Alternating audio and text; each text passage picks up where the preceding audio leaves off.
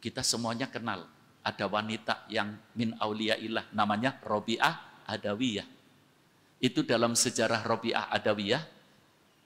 Robi'ah itu pernah punya kekayaan. Rumahnya besar, sendirian, di tepi desa, jauh dari kota. Temannya datang, Robi'ah, kamu itu dalam keadaan bahaya. Masih muda, cantik, punya harta, rumahnya besar, sendirian. Dalam keadaan bahaya. Kalau ada yang ganggu bagaimana nanti? Mau teriak sama siapa? Ini keyakinannya kepada Allah. Robi'ah, terima kasih temanku. Tapi saya yakin dengan apa yang dikatakan oleh Rasulullah. Ihfadillah yahfadka. Saya semaksimal mungkin sudah menjaga perintah Allah, menjauhkan diri dari larangan Allah. Saya yakin saya dijaga oleh Allah. Ini maaf, kisah ini jangan diterima dengan otak. Tidak bisa otak menerima kisah ini. Harus diterima dengan iman. Yang namanya manusia, walaupun keyakinannya mantap dengan Allah, ada saja tantangan. Ternyata ada orang laki-laki yang sedang memantau Robi'ah. Bukan akan menggarap Robi'ahnya, tapi akan menggarap hartanya. Dari kejauhan dipantau, kapan Robi'ah lalai, pintu rumahnya terbuka. Satu saat Robi'ah sore-sore sedang menghirup udara segar, tiba-tiba mendengar suara adzan maghrib, dengan terburu-buru masuk rumah untuk melakukan wudhu, lupa pintunya tidak ditutup. Pintu depan.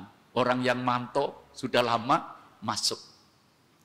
Ketika masuk, lihat Robi'ah di kamar mandi, karena masuknya pakai izin, jadi cari tempat persembunyian. Di tengah rumah Robi'ah ada dipan. Tahu dipan ya? Iya, yang untuk sholat Robi'ah. Masuk kolong. Robi'ah sholat maghrib. Habis sholat maghrib, baca Quran nunggu Isya. Beda dengan kita. Kebanyakan orang Islam habis sholat maghrib nunggu Isya, bukan buka Quran tapi buka channel. Ini kelirunya. Ya, Robi'ah baca Quran sampai Isya. Setelah sholat Isya, sholat sunnah, Robi'ah makan malam, Robi'ah sunnah-sunnah, kemudian Robi'ah tidur. Orang kalau tenang tidurnya nyenyak. Robi'ah pun tidurnya nyenyak karena tenang, dijaga oleh Allah. Nggak tahu di kolongnya ada apa? Orang. Itu urusan Allah. Yang penting bagaimana urusan kita dengan Allah.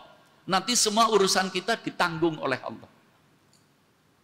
Ketika Robi'ah tidur, orang yang di kolong ini keluar, bawa karung, diambil pakaian-pakaian Robi'ah yang bagus, emas-emasnya semuanya, ditaruh di punggungnya, mau pulang. Robi'ah Anda merasakan tidur dengan pulas. Ketika sampai di pintu depan, itu kan pintu ada daun pintunya ya, pegangannya. Ketika maling itu akan pegang pintu, daun pintu, dibuka, pintunya hilang. Bukan sulap, bukan sihir. Ini kekuasaan Allah. Apalagi pintu. Saya kan tadi ngomong, jangan diterima dengan otak, tapi diterima dengan iman. Semua kalau Allah berkehendak, bisa. Bingung ini maling. Mau kemana ini? Lihat pintu depan, pintu belakang ada. Ke belakang. Sampai di belakang, mau dibuka pintunya hilang. Di depan kelihatan lagi. Ke depan. Terus satu malam, hanya mondar-mandir.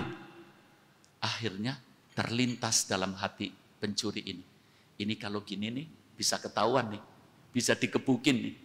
Subhanallah. Ketika terlintas di hatinya pencuri ini, ada hatif yang mengatakan, ya sarik, inturidu antahruja min hadal bait, dhokma fi dhahrik. Pencuri, kalau kamu ingin keluar dari rumah ini, itu barang yang ada di punggungmu, taruh, jangan dibawa keluar. Yang punya orangnya lagi tidur, siapa? Yang punya siapa? Robi'ah lagi tidur. Tapi Tuhannya Allah tidur apa enggak? Enggak. Lagi apa Allah? Lagi menjaga orang yang menjaga perintahnya. Karena malingnya pengen selamat, ditaruh itu. Bisa ketemu pintu. Sudah ditongkrongi satu malam di kolong. Selamat. ihfadillah yahfadka. Ini kata-kata Rasulullah, langkah pasti. Yakin kita kalau dengar apa yang dari Rasulullah itu pasti. Nanti kita akan sukses.